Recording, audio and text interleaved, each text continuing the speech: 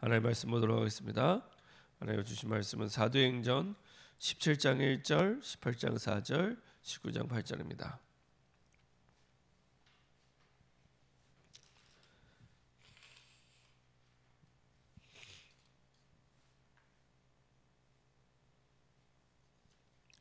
사도행전 17장 1절,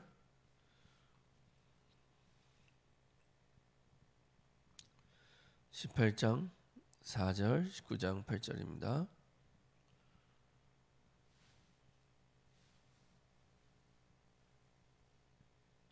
사도행전 17장 1절, 18장 4절, 19장 8절.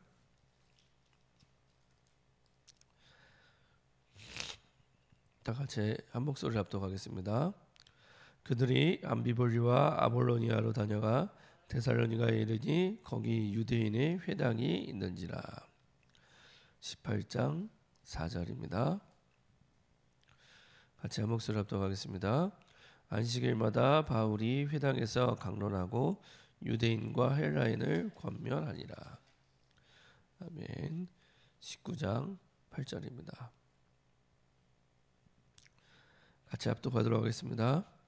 바울이 회당에 들어가 석 달 동안 담대히 하나님 나라에 관하여 강론하며 권면하되. 제가 한번 기도하겠습니다. 참 좋으신 하나님 감사드립니다. 하나님의 은혜 속에 우리를 부르시고 인도하심을 감사드립니다. 하나님 주신 언약을 붙잡고 우리가 보는 걸 넘어서서 하나님이 보시는 것을 인도받을 수 있도록 우리의 눈과 귀를 열어 주옵소서. 그래서 하나님이 주신 정확한 복음이 정확한 높이에 증거되고 선포되어서 하나님이 원하시는 전도자들과 제자들이 일어날 수 있도록 하나님이 역사하시고 인도하여 주옵소서. 감사드리며 주 예수 그리스도의 이름으로 기도합니다. 아멘. 오늘 함께 할 말씀 제목은 하나님이 보시는 것과 우리가 보는 것입니다. 하나님이 보시는 것과 우리가 보는 겁니다. 바울은 능력 있는 사람이었습니다. 최고의 학문을 배웠고 최고의 정치를 알고 있었고 최고의 능력을 갖춘 차세대 지도자였습니다. 그런 바울이 복음을 받고 완전히 복음의 답을 내리고 인도받는 가운데 이전에 1차 전도 여행과 다르게 2차 전도 여행에서는 하나님이 원하시는 전도의 방향과 내용을 성령 인도 받는 가운데 이제 깨닫게 됩니다. 사도행전 16장에서는 아직 정확한 규례를 갖지 않은 상황 속에서 지역마다 사도행전적인 전도를 하기 위해서 기도처를 찾다가 하나님이 만남의 축복을 주셔서 루디아는 제자를 찾게 됩니다. 사실 기도처를 찾는 목적은 원래는 그 유대인들이 모이는 회당을 찾으려고 했지만 그 마게도냐 첫 빌립보 지역에는 회당이 없었습니다.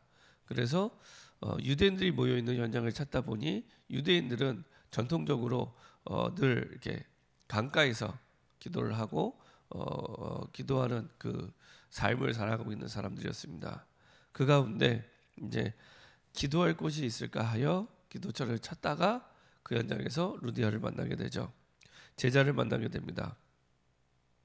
이제는 17장에 넘어와서는 이것이 이제 규례가 돼서 가장 먼저 어디로 들어가냐? 이제 회당으로 들어갑니다. 그리고 18장에도 역시 회당으로 들어가고 19장에도 회당에 들어가고 여기서는 좀 더 발전해서 핍박이 왔을 때 서원으로 제자를 따로 모아서 2년 동안 훈련을 시킵니다.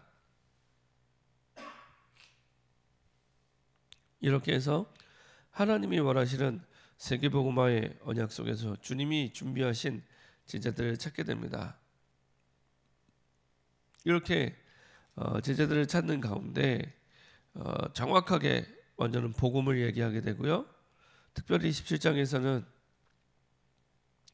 그 중에서도 3절에 이렇게 얘기합니다. 말씀합니다. 뜻을 풀어 그리스도가 해를 받고 죽은 자 가운데서 다시 살아나야 할 것을 증언하고 이르되 내가 너희에게 전하는 이 예수가 곧 그리스도라니. 왜 꼭 예수가 그리스도여야 되는가? 라는 이유를 가지고 당위성을 가지고 복음을 전하게 됩니다. 18장에 와서는 더 정확하고 분명하게 복음을 전하게 됩니다. 이렇게 복음을 전했지만 아테네 지역에서는 사실은 전도에는 실패가 없지만 실패 아닌 실패를 하게 되고, 그리고 나서 깨닫게 됩니다. 오직 십자가의 복음, 오직 예수가 그리스도신 이 복음만을 증거해야겠구나라고 깨닫게 되고, 18장 5절에는 하나님의 말씀에 붙잡혀 유대인들에게 예수는 그리스도라 밝히 증언하게 됩니다. 그러니까 고린도전서 1장에 보면은 어떻게 밝히 증언했는지에 대한 내용들이 쭉 나오게 되죠. 이 그리스도 복음 말고는 다른 말 하지 않기로 작정했다라고 얘기할 만큼 정확한 복음을 얘기하게 되고요.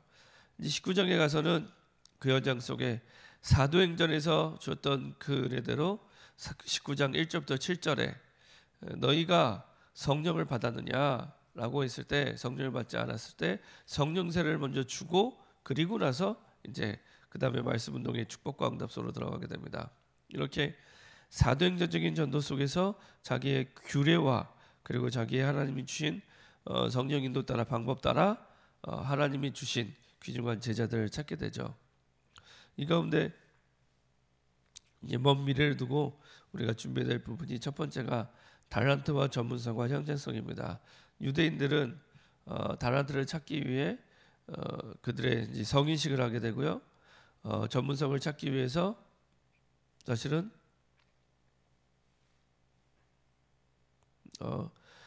인도받는 과정을 겪게 되고요. 그 다음에 현장성을 찾기 위해서 파송식을 갖게 됩니다. 중요한 것은 이들의 준비된 세계복음을 준비된 달란트가 있는데, 그 달란트를 정말 올바르게 발견하고 도와줄 때, 다시 말하면 하나님의 것을 찾고 도와줄 때 그들이 평생 달려갈 수 있는 중요한 전도운동의 오직을 발견하게 되고, 그 속에서 미래를 위한 준비를 가지고 달려가게 됩니다. 특별히 우리 후대들에게 정확한 발견된 제자들에게 정확한 이 달란트와 전문성과 현장성을 찾아줄 때 가장 하나님이 원하시는 세계복음화의 비전 속에 달려가게 됩니다. 그래서 우리 후대를 두고 하나하나 하나님이 원하시는 방향, 내용, 계획들을 찾아주고 세워주는 일이 필요하죠. 이것이 사실은 하나님이 원하시는 말씀 운동 속에, 말씀 운동의 흐름 속에 사실은 찾게 되고 발견하게 됩니다. 두 번째로 이러한 제자를 찾아서 달란트를 찾아주고 전문성을 찾아주고 현장성을 찾아줄 때 그냥 간 것이 아니라 반드시 함께 갔습니다. 그래서 사도행전 16장, 17장, 18장, 19장까지 항상 함께 우리가, 저희가 라고 얘기하면서 현장에 들어가야 함께 팀이 돼서 함께 이제 그 제자 훈련을 하게 되죠. 그래서 따로 제자 훈련을 한 것이 아니라 함께 들어가서 같은 흐름 속에서 현장을 보고 확인하고 포럼하고, 이런 규례와 전도 팀을 가지고 이런 후대와 그리고 제자를 찾아 달란트와 전문성과 현장성을 찾아주고 세우는 일들을 쭉 계속하게 됩니다. 나중에 19장에서는 제자들을 따로 세워서 두란노선에서 2년 동안 훈련시키면서 나중에는 온 아시아에 복음이 증거되는 축복과 응답을 누리게 되죠.